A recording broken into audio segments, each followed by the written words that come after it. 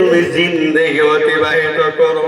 কবর তোমার সম্মুখে, কোন দিন তোমার আমার ময়না ভাগে পিঞ্জিরা ভাগে উড়াল দিবে গো।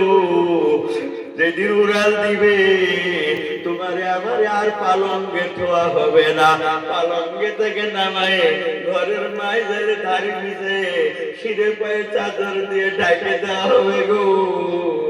ও আমার ভাইরা, দুধের শিশু বাবা বাবা করে ডাক দিবে। বাবা ডাক দিয়ে চিৎকার করে অস্থির হয়ে যাবে গো। তোমার আমার দুধের বাচ্চা বাবা ডাকের জবাব কেউ দিতে পারবে না। সেদিন বলবে মৌলানা সাহেবের কি হইলো, কালকে অমুক জায়গায় ওয়াজ করলো, মৌলানা সাহেবের আজকে কি হয়ে গেল গো। মৌলানা সাহেবকে আজকে কেন শিরে পায়ে চাকরির করো, অহংকার দিলে থাকবে না। মৌতের প্রকৃত চিন্তা যদি করো, নিশ্চয় আল্লাহ রাব্বুল আলামিনের নাফরমানি তোমার দ্বারা আমার দ্বারা হবে না। মানুষের পাতর বেলা হবে না, সুদ খাওয়া হবে না, ঘুষ খাওয়া হবে না। যদি প্রকৃত পক্ষে মৌতকে স্মরণ করো, যে ঘরেতে থাকো তুমি সে ঘরটা তোমার না। এমন ঘরে যাবে তুমি যে ঘরের নাই ঠিকানা। যে ঘরেতে থাকো তুমি সে ঘরটা তোমার না। এমন ঘরে যাবে তুমি যে ঘরের নাই বিছানা। সুন্দর ঘর, সুন্দর বাড়ি, সুন্দর কত সামানা, সবই তোমার পরে রবে, সঙ্গে কিছুই যাবে না। বাবা গেল, দাদা গেল, কেউ তো ফিরে আইল না। আমি একদিন চলে যাব, ফিরে কিন্তু আইব না। বাবা গেল, দাদা গেল, কেউ তো ফিরে আইল না, আইব না। ভাই গেল, বন্ধু গেল, কারো মুখ দেখি না। আমি একদিন চলে যাব, আমার মুখ দেখবা না। ভাই গেল, বন্ধু গেল, কারো মুখ দেখি না। আমি একদিন চলে যাব, আমার মুখ দেখবা না। ডাইনে কবর, বামে কবর, উপরে পাশের চাংখানা, বুকের উপর দিবে মাটি, ঢাকবে চন্দ্র মুখখানা। ডাইনে কবর, বামে কবর, উপরে পাশের চাংখানা, বুকের উপর দিবে মাটি, ঢাকবে চন্দ্র মুখখানা।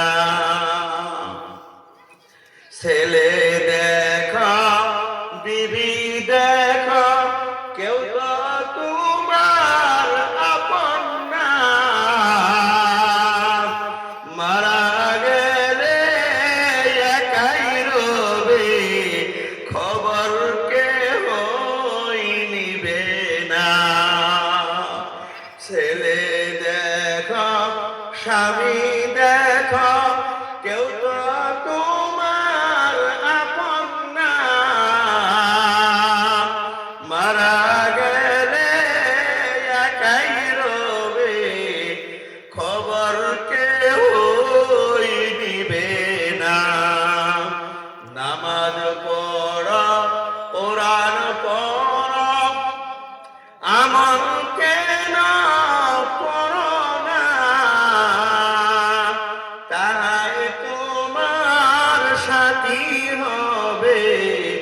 কেন ভাই গো বুঝো না?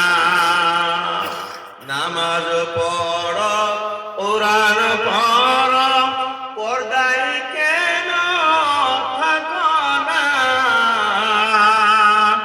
তাহাই তোমার পুঞ্জি হবে, কেন গো ভাবনা?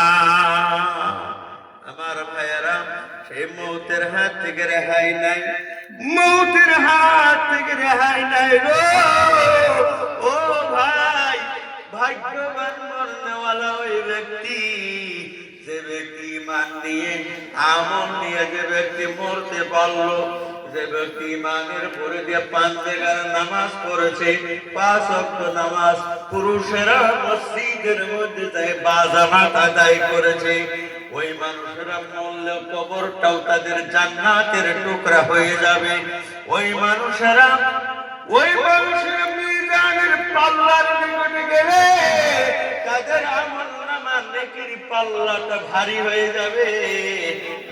রাতের পুরোটা আল্লাহ রাসূল বলেছেন, বিশ্বের নবী বলেছেন, যারা ঈমানওয়ালা এবং আমলওয়ালা তারা আমার উম্মত, তারা যখন ফুলসিরাতের ঘাটে দাঁড়াবে, আমি বিশ্বের নবী উম্মতের কান্ডারি, বিশ্বের নবী মদিনার দুলাল, মদিনার ময়না পূর্ণিমার চাঁদ আমি আবার মুহাম্মদুর রাসূলুল্লাহ সাল্লাল্লাহু আলাইহি ওয়াসাল্লাম ওই ঈমানদার আমলদার নামাজি বান্দা বান্দীদের জন্য অর্ডার করবে ফেরেশতা, আমার তামাম উম্মতদেরকে তুই বিজলির আকারে ফুলসিরাতের পুল পার করাইয়া দে। জোরে বলো সুবহানাল্লাহ, নারে তাকবীর, নারে তাকবীর। আমার ভাইয়েরা, ঈমানদার আমলদার নামাজি বান্দা, আল্লাহ রাসূল সাল্লাল্লাহু আলাইহি সাল্লাম বলেছেন, যারা নামাজি, যারা 5 ওয়াক্ত নামাজ আদায় করলো, 5 ওয়াক্ত নামাজ পড়লো, তারা 5 বার ওযু করবে গো। বিশ্বের নবী মদিনার দুলাল পূর্ণিমার চাঁদ নবী আমার বলেছেন, তোমরা 5 ওয়াক্ত নামাজ পড়ার জন্য 5 বার ওযু করবে। কিয়ামতের ময়দানে আমি নবী তোমাদের এই ওযুর অঙ্গগুলি পূর্ণিমার চাঁদের মতো চমকিতে থাকবে। এই চমক দেখেই আমি আমার উম্মতদেরকে আমি চিনতে পারবো। আমার ভাইয়েরা, আম্মা জান আয়েশা সিদ্দিকা বলেছেন, আম্মা জান আয়েশা সিদ্দিকা রাদিয়াল্লাহু তাআলা আনহা বলেছেন, ও নবী, বিশ্বের নবী, অসংখ্য উম্মতদের মধ্য থেকে আপনার উম্মতকে আপনি কেমন করে চিনবেন? কারণ নবী তো কম না, 1,24,000 কি হয়তো কম বেশি নবী ছিলেন, ওনাদের এত উম্মত হবে, এত উম্মতের মধ্য থেকে আমার দয়ার নবী, আপনার উম্মতকে আপনি কেমন করে চিনবেন? বিশ্বের নবী বলেছেন, ও আয়েশা, ও আয়েশা, কোন ব্যক্তি যদি তার একটা ঘোড়া, এই ঘোড়াটা কপাল তলা যদি ঘোড়া হয়, এই কপাল তলা ঘোড়াটা যদি তার 1000 অন্য ঘোড়ার মধ্যে যদি ছেড়ে দেয়, তাহলে কি তার কপাল ধরা ঘোড়া কেউ তালাশ করে কি পাবো কিনা? বলে 1000 অন্য ঘোড়া আছে, কোনটার কপাল ধরা নাই, মাত্র ওই মালিকের ঘোড়াটাই হলো কপাল ধলা। কপাল ধলা ঘোড়াটা যদি ছেড়ে দিলে 1000 ঘোড়ার মধ্যে যদি ছেড়ে দেয়, আবার যদি তালাশ করে বাইর করবার চায়, তাইলে তার কপাল ধলা ঘোড়াকে কি তালাশ করে বাইর করতে পারবে কিনা? আম্মা জান আয়েশা বলতেন, নিশ্চয় পারবে। বিশ্বের নবী চোখের পানি ছেড়ে দিয়ে বলছেন, আমার উম্মত যারা ঈমান আনার পরে 5 ওয়াক্ত নামাজ পড়ছে, 5 ওয়াক্ত নামাজের জন্য ওযু করছে, এই ওযুর অঙ্গগুলি কপাল সহ, মুখমণ্ডল সহ, হাত সহ, পাও সহ, তাদের এই অঙ্গগুলি পূর্ণিমার চাঁদের মতো চমকিতে থাকবে।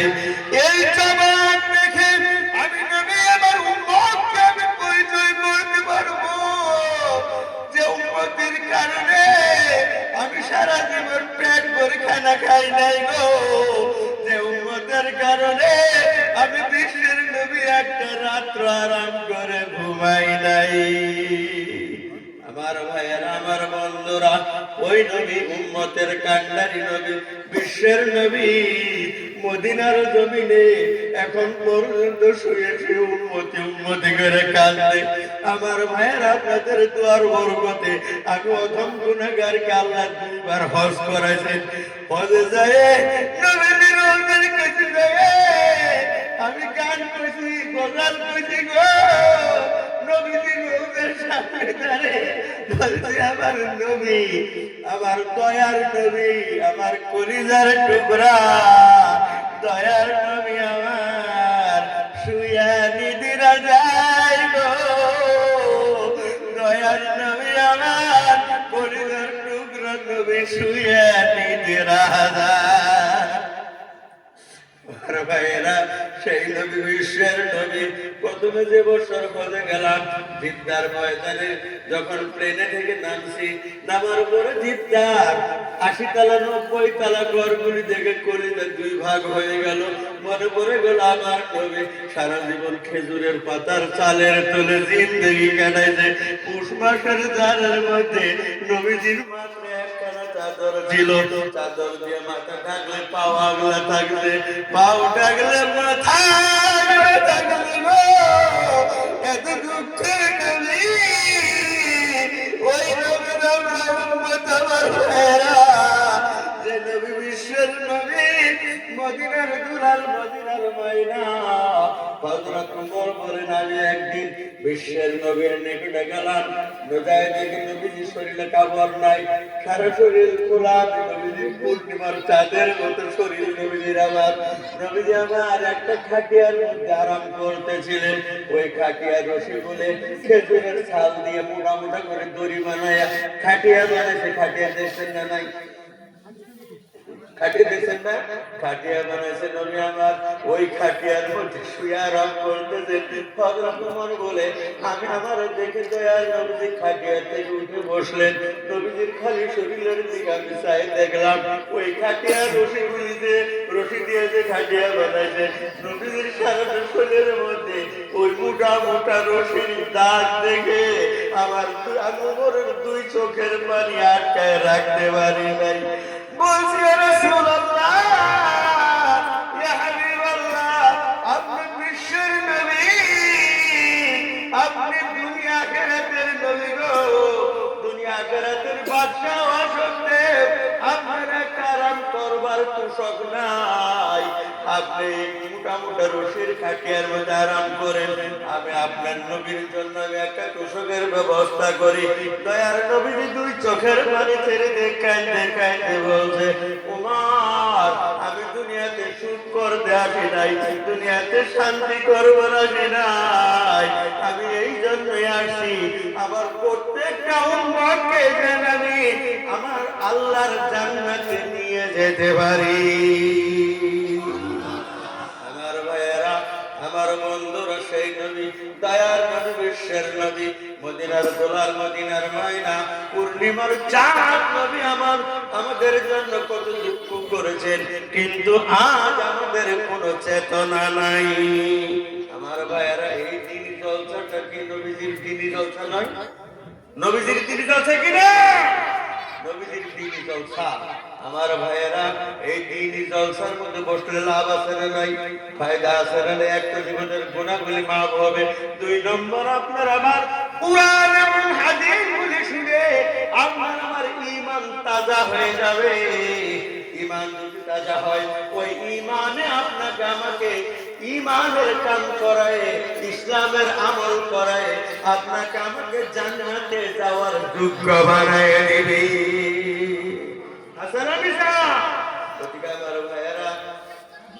আমি আর লম্বা করতে চাই না, ওদিকে দিনই জলসার দরকার আছে না নাই?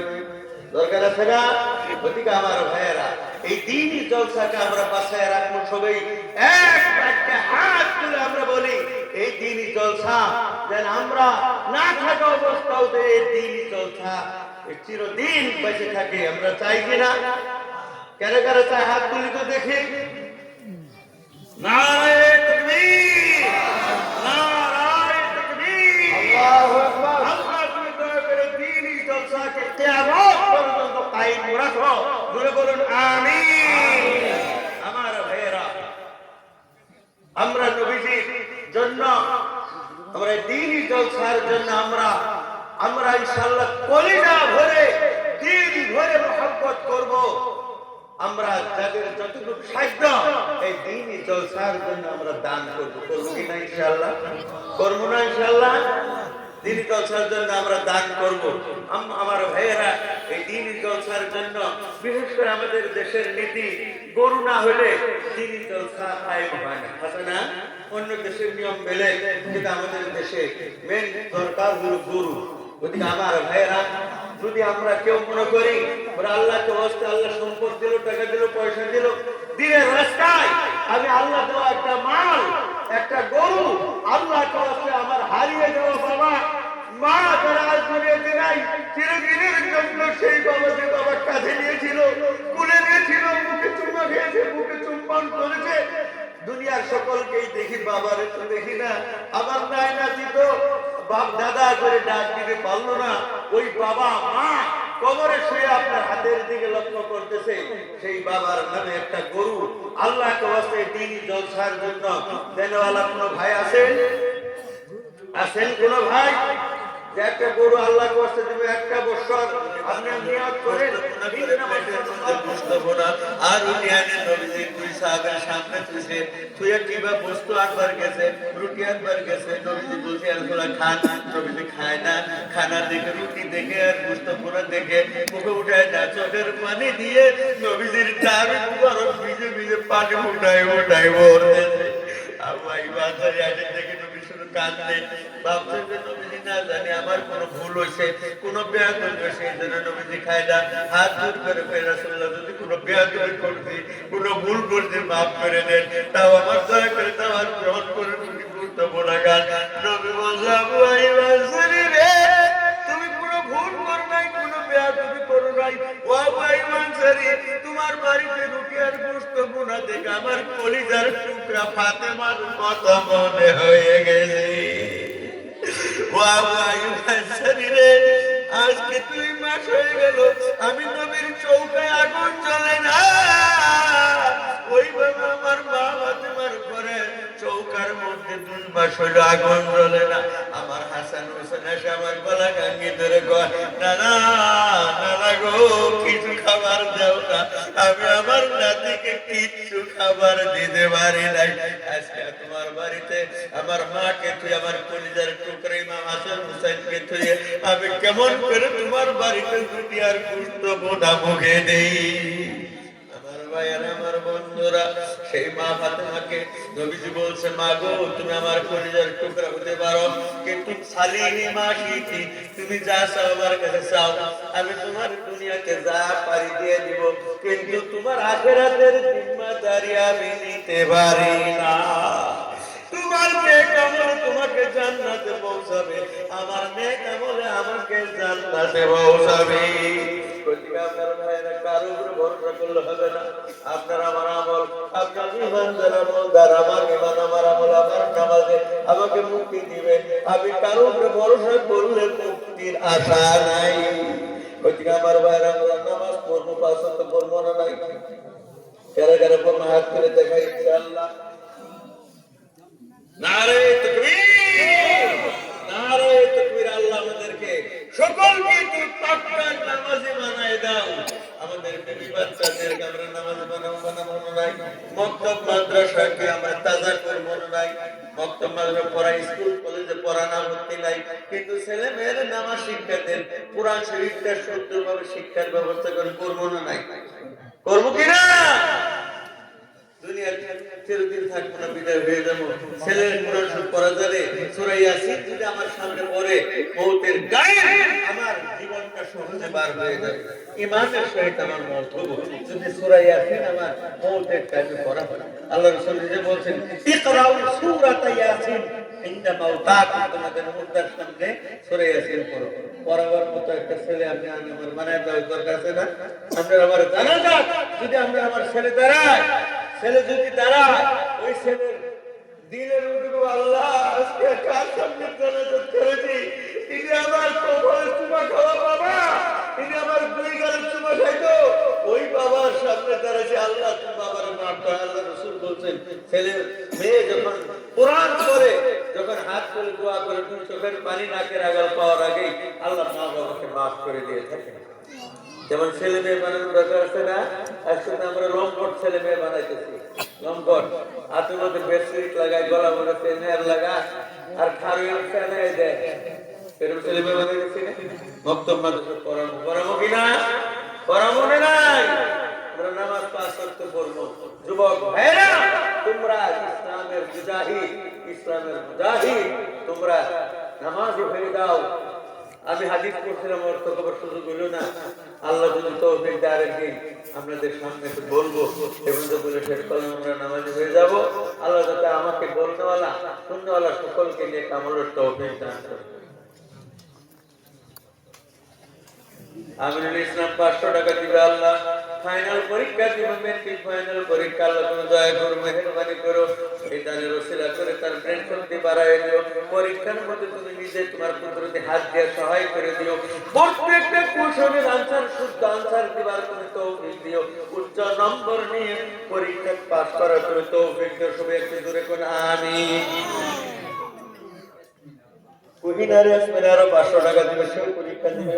আল্লাহ কোহিনারে আসলে না, আল্লাহ ব্রেন বাড়ায় দাও, বাড়ায় দাও, শক্তি বৃদ্ধি করে দাও, তৌফিক দান করো। মওতের সময় আল্লাহ মওতের আগে তুমি তার ভবিষ্যৎ উজ্জ্বল করে নেকের আমলদার বানাও।